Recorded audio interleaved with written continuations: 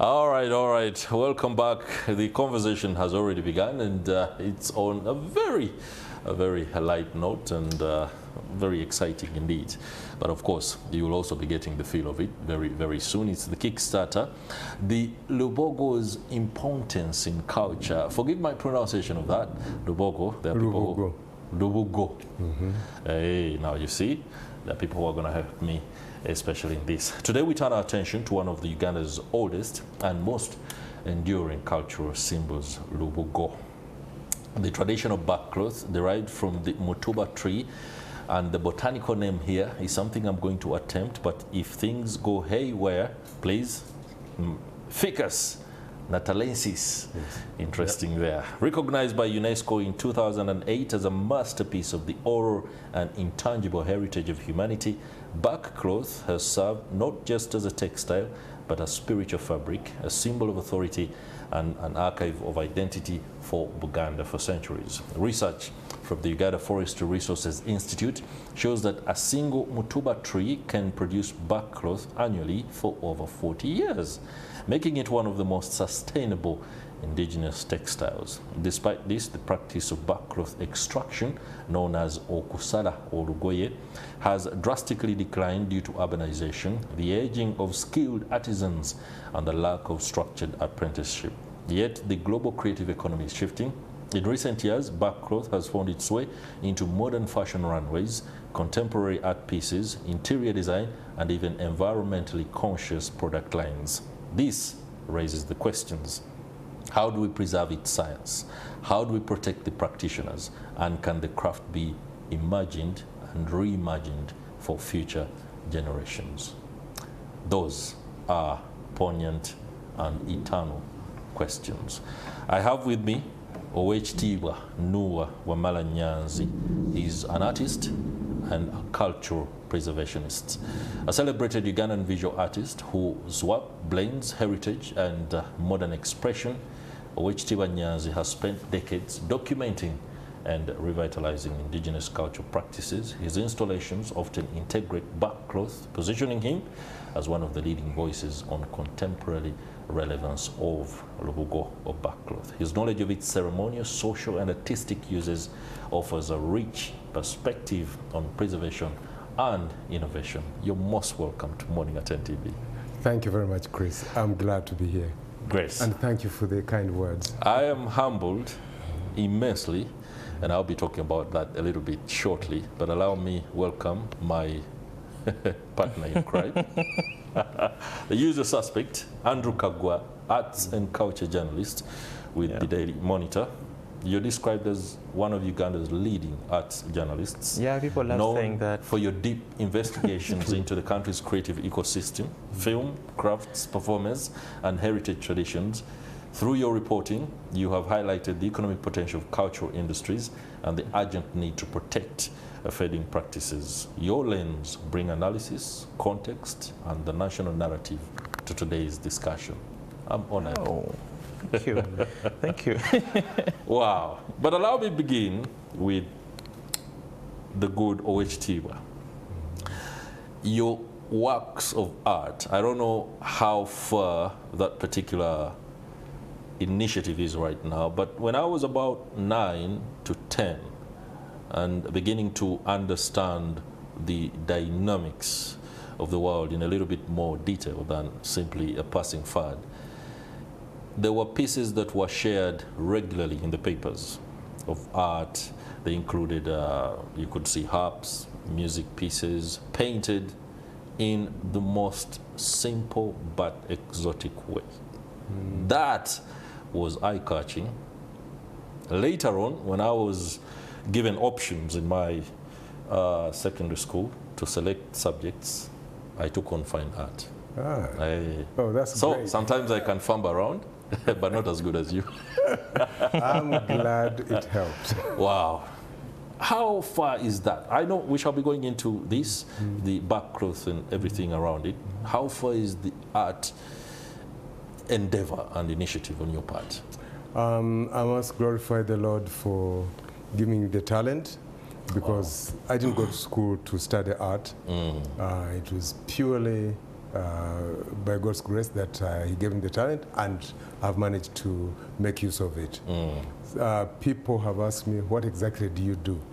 So, because they don't believe that you can be an artist and paint from morning to evening and then the following day as a full-time job. As a full-time job, So yeah. that's why I tell people that I am an artist, I'm a painter for lack of better things to do.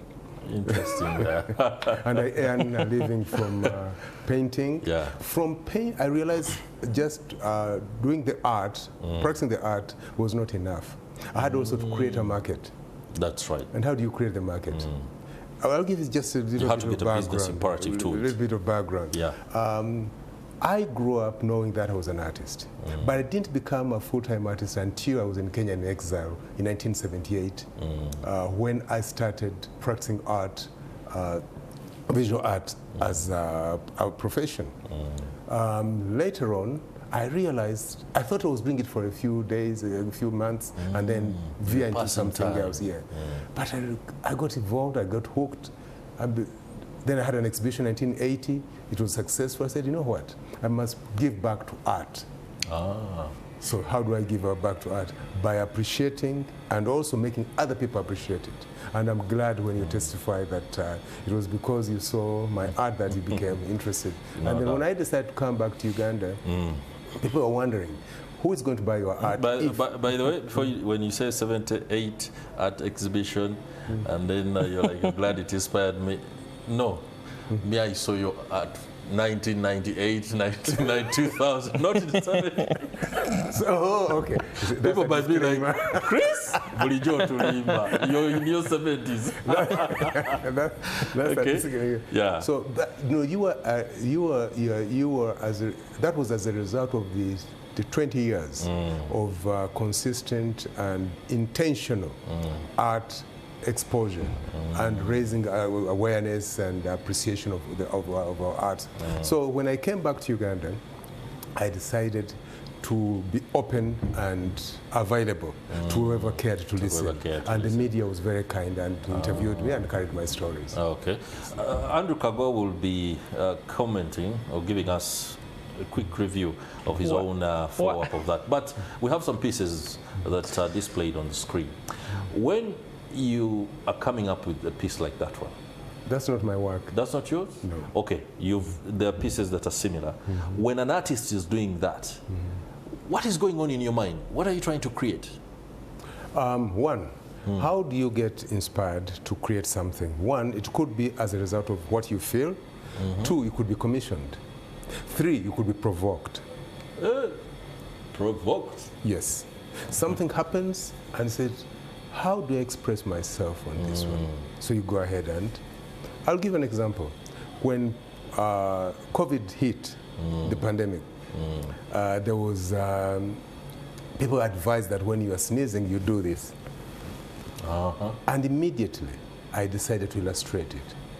But when I was illustrating to help people understand, because it's very difficult to explain that on radio, that if you're not on television, you understand, you can see that is what right. it's. Yeah, but how do you tell somebody in English that when you are sneezing, put your hand over your arm over your nose, and is this the elbow is here? That is right. Then you use the word inside the elbow. How many people will understand? So that's why I did a sketch of somebody doing like this. And one lady told me that when they're driving the car, they saw that sketch. I think it appeared in the paper. And they said the son was teaching her how to do it. Mommy, when using you do this, yes. Your illustration. Yeah. Wow, that is enduring legacy. Andrew Kagwa. Yep. It's very rare that we have an opportunity to engage and have gentlemen and people like Mr. Nuwa Wamala Nnyanzi. So I had to take all the time I needed in order for him to. I totally. You followed his work, right? Yes, I followed his work, and I think, as opposed to you, I started following his work in the 2000s. That's mainly because of media still. I think there was one magazine where I found a story about him and batik.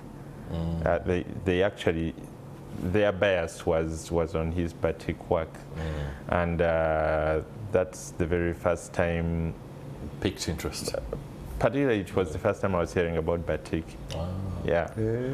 And so started reading about it, and I noticed that when you asked about batik in Uganda, most of the times his name came up.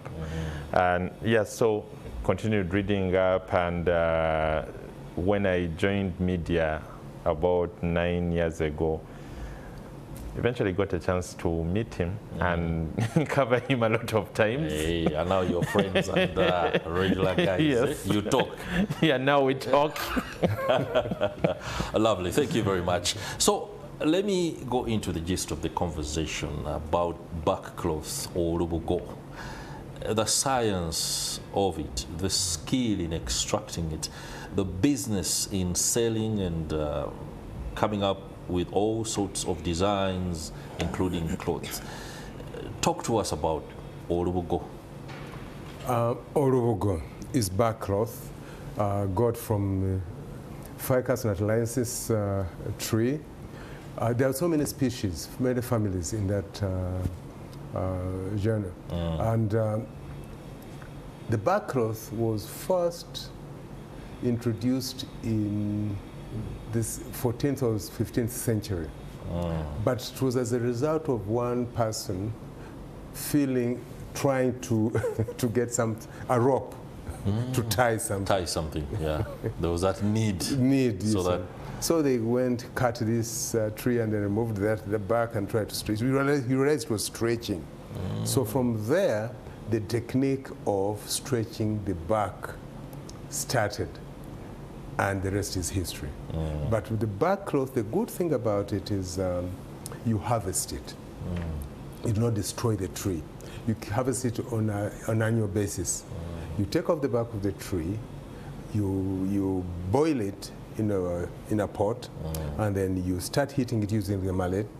And after that, you keep on stretching it until you get the size and the grammage you want. It's used in so many things. It used to be used for wearing. See, our people, the Banyoro and Buganda, from leaves they went to hide and skin. Hide and skin. And then from there they went barkcloth. Barkcloth, yeah. Then from barkcloth came cotton, linen, and stuff. Synthetic. So the barkcloth now had another role. Because it was introduced to the Kabaka, and the Kabaka found it at that time, very, very innovative and regular. He embraced it, and it became a royal dress. And then there are some types of the grades of barkcloth. There's a kitentegere, there's a kikunta, a kitentegere, and kimote. Kimote is the highest. Yeah. That is like the luxury. The luxury, yes, yeah. And then you can also use it for interior decor. It was used in Kasubi in 1939 when the Muziwazana Pang was renovated. And those pillars were covered with the barkcloth until Kasubi got banned. Those pillars, which were covered in 1939, were still, the barkcloth was still there. Intact. It's long lasting. It can also mumify a body.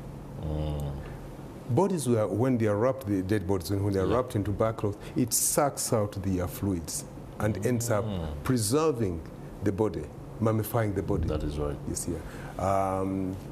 Then you can use it in upholstery. The German Daimler-Benz has used it in upholstery. You can use it in furniture. You can use it, Adidas is trying to use it for trainers' shoes. Wow. Bookmarks, so many things, book covers. Did I say catwalk? It has hit the catwalk. Yeah. I mean, it's becoming a regular. And its uses, in the fashion industry. Its uses keeps on expanding. They keep on expanding because it's we have not even scratched the potential of the Lubugo. And that's where I want Andrew Kagwa. The potential of barkcloth that we have not, like Mr. Nuwa Wamala Nnyanzi says, even scratched. Yeah. Talk to us about that. Okay, yeah, it's true. There is a lot of potential when it comes to barkcloth. But I would like to first say that we should not actually blame ourselves way too much.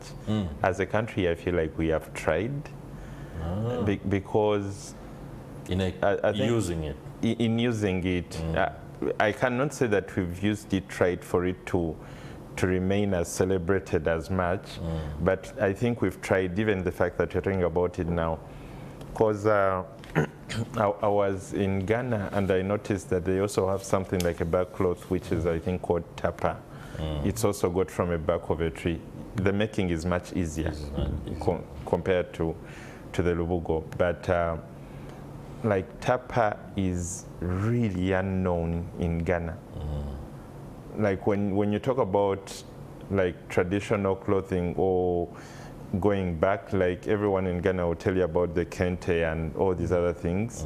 Like tapa is completely unknown. You need to find someone really researched to tell you about tapa. So I think for Uganda, the fact that you can even walk out of this studio and you find someone who actually has an idea on barkcloth, like that's a win on our side. That's a win on our side, no doubt. But when it comes to of course missed opportunities, it had partly to do with us, and then I think the format of making it, like I believe barkcloth would have been exploited more if making it kind of became easier, because man, the whole process of beating, like someone is thinking how many clothes can someone like manufacture in a week, like that process is tedious regardless of how you see it. Even when you see people doing it, that is right, that process looks tedious, and because it's tedious, it somehow ends up affecting like the cost of it all. Because man, the cost of barkcloth, there are chances that you will get enough shirts way cheaper. When you look at, I don't know how, is it sold in like centimeters or what, but he can talk to us about that. But also, maybe also share with us, Owek, the sheer man hours required to be, and that's exactly what Andrew is concerned about, that if we can reduce the time of, could it be turning, refining, so that we have a lot more products coming through, lesser time, I think it's down to making it an industrial product. Has that been a trajectory that many who are dealing in it are willing to take on? No, the challenge is not. That should not be the problem. The manual should not be the problem. Is there is what you get out of it. You, the practitioner. If you are paid adequately, you don't care. You don't mind about the man hours. You wouldn't mind about the man hours. If you're paid per hour, it shouldn't be a problem. For example, silk is the same story. I mean, you pay, it's a premium price. You pay a premium price for it. So the Lubugo should also fetch premium price because of its the method, the way it is done. That is right. But when it comes to industrial, let's look at the loom fabrics which are woven. The kente cloth, the original kente cloth, if you want the original one, you pay premium price. But then you have those which are industrial and those which are printed. So the same story should have come up. So for example, when we had Night Hill, what they should have done is to pick take a picture of the Lubugo and transfer it on cotton fabric. Then the Lubugo would have gained more attention and also attraction to people who would like to invest in it. That texture, every texture is individual to that particular Lubugo. It's like thumbprint. When you get one piece of Lubugo and another one from the same tree, if you cut one piece and one piece, they'll be different. The texture will be different. That means that gives it identity. And if you put anything on that particular piece, that means you will fetch premium price.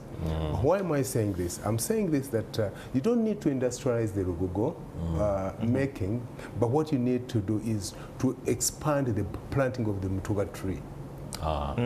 When you have many, so that there is enough raw material. There are many planted, and there are many people harvesting from it. Let me tell you, it's like having organic food. It fetches premiums. You cannot produce a certain quite amount of organic food, but you see the price is higher. That is right. So how much, for example, is Mutuba tree seedling, so to speak? And how much time does it take for it to be fully matured? To be ready? 3 years. 3 years. Oh. Wow. By the way, the very interesting part of it is a Mutuba tree you have planted 3 years later, it may be up to here, and you can actually get a barkcloth from it. That we did at the National Theatre 4 years ago. We harvested from the lowest, from the first one.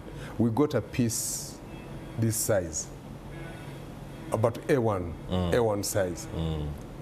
But that was because we wanted to stop at A1 size. We could have stretched it. You could have stretched it further. The following year, we got a meter and over a meter.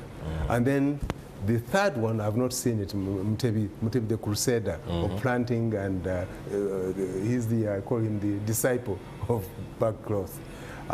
Then the last one, the fourth one, is going to be quite long.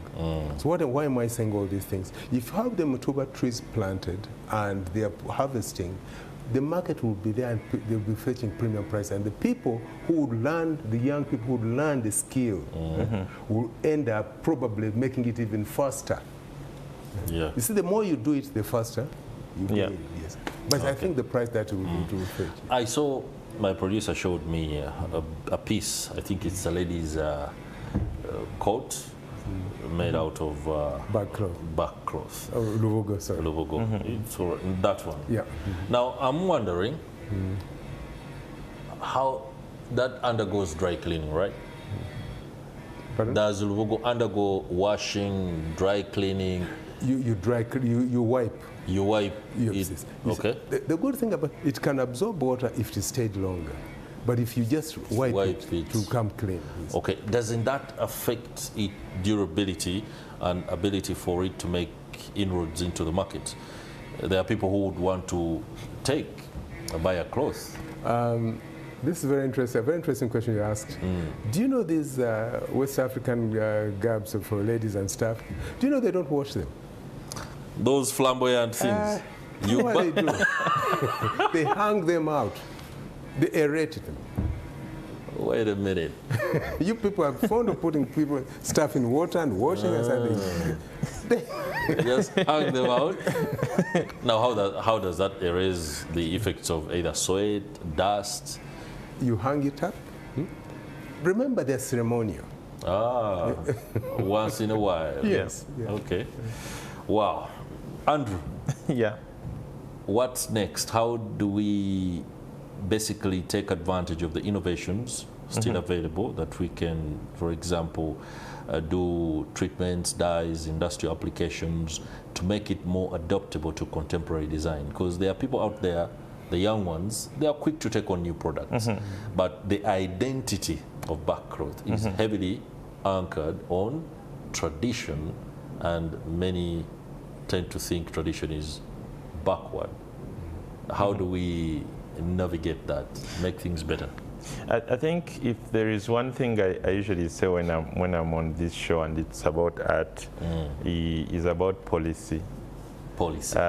Because I believe policy is very important in making people adapt to things. And for barkcloth, I think it will still come down to policy, but you can't force people to see things the way you see them. So that's why it would be important to write them in policy. And for me, one of them is like popularizing barkcloth. Teaching a little bit of its making in schools. And when it comes to policy, I don't know if it has to be Buganda or if it has to be the government, but just we have that forestry association something. If they at least ensure there are more seedlings out there that people can get, like the way they say, like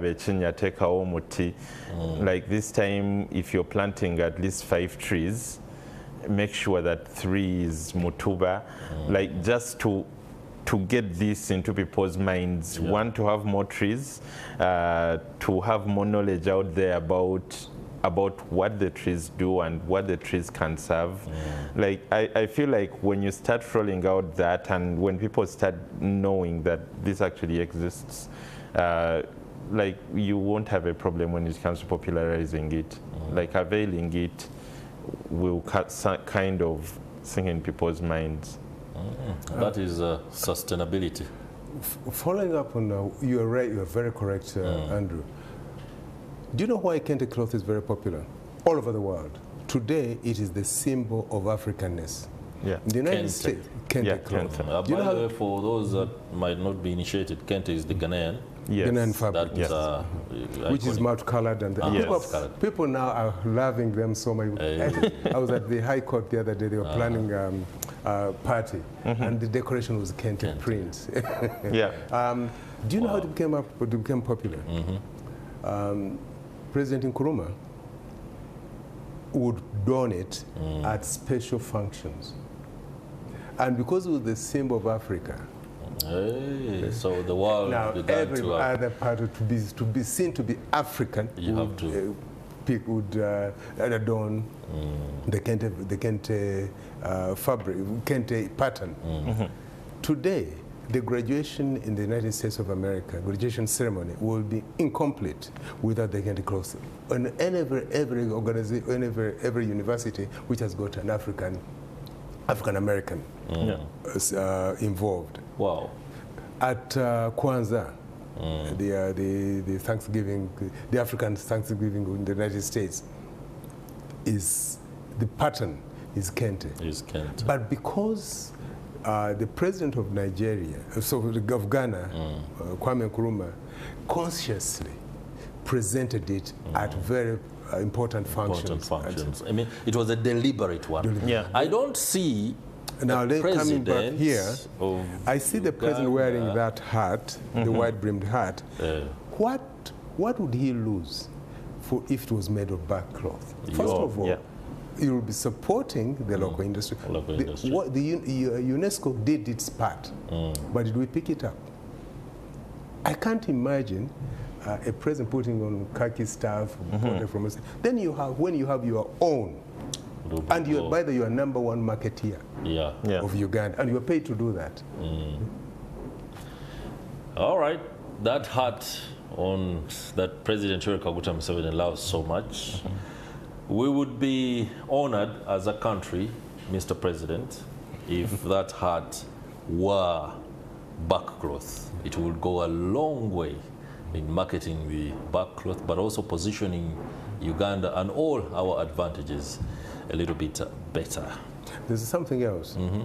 Let every child who is born be planted a Mutuba tree. You plant a Mutuba tree for every child who is born. Before you know it, we'll have green Uganda, which is useful. Once you have a Mutuba, that Mutuba tree can also help stop fire. Like the national parks, they always have those problems. There are wildfires.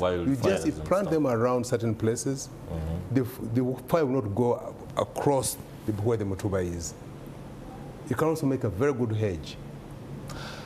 Andrew, what should be the collaboration mantra that cultural entrepreneurs should take on so that we can position barkcloth Lubugo? I think we should keep it to Lubugo and hope that the English language board in London can take it on like it did for Boda Boda. You know, and Safari. The other day I was reading and then I realized that apparently I didn't get the specifics right. Chkoi is patented by somebody who is not Ugandan. I don't know about that, but patents and copyright, I don't know whether it's already owned by somebody else out there, so much so that if you, for example, design a Lubugo shirt, a Lubugo wrapper, you will be seen to be encroaching on anyone else's patent. Are there any aspects on patent? The last I had, someone wanted to. I think it was a car company. A car? Daimler-Benz. Yeah. Daimler-Benz. Yeah. No, that was patenting. They patented the upholstery. The upholstery in. Yeah. Okay. That's the innovation. The innovation, yeah. Now for not the fabric. Not the fabric. Oh, okay. Ah, okay. Oh, so I thought they wanted to patent the fabric, but yeah. So I think at the moment we still have the rights to it, and there is a lot we can do with it. But when it comes to collaboration, I feel like the traditional side has actually done its part. They are still passing on the knowledge. They are preserving it. It's so hard to find a Ugandan who doesn't know where the Lubugo comes from.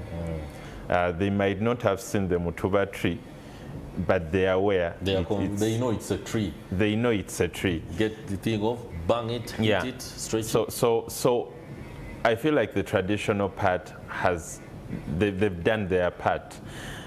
When it comes to the entrepreneurs, okay, when it comes to what they have to do with the entrepreneurs,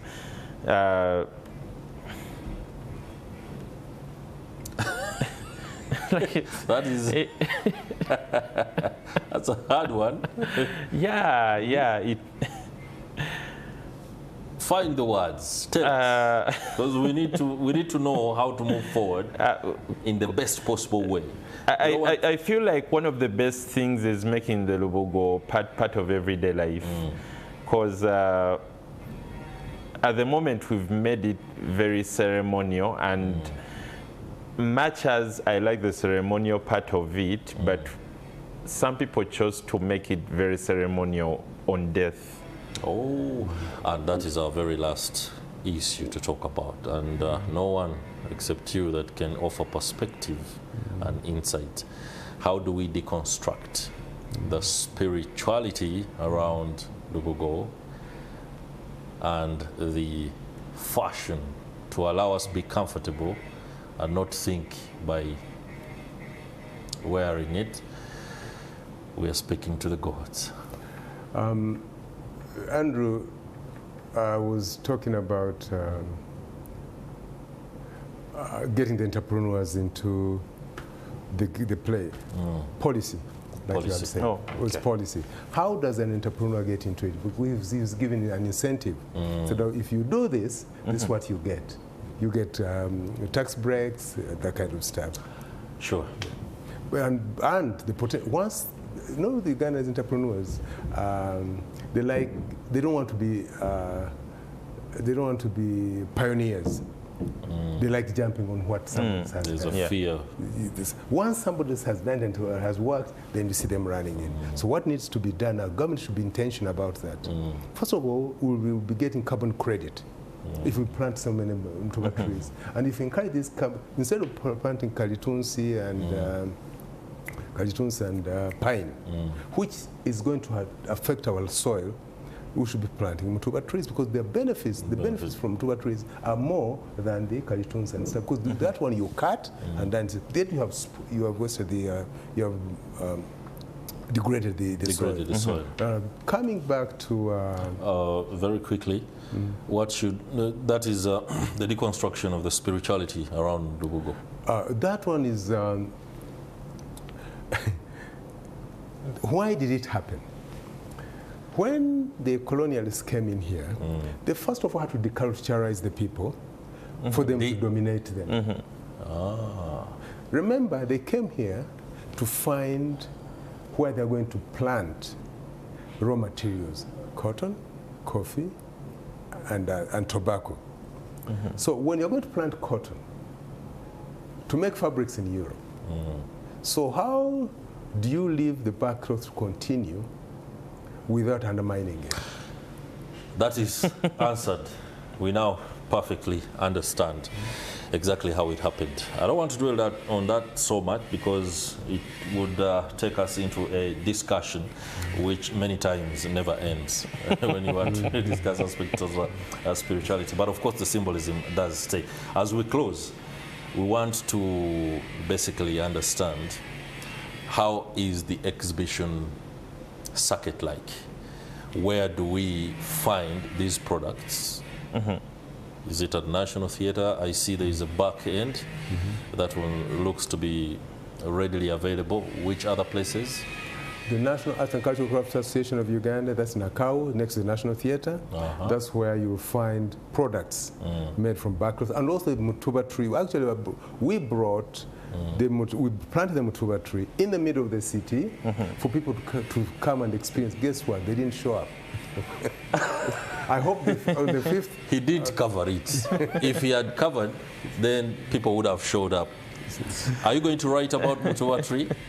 I've done actually a lot of coverage on the barkcloth because if there is one thing that's really interesting is how very many visual artists have taken a liking to the barkcloth. Very many have tried to experiment with it, even working with it as canvas.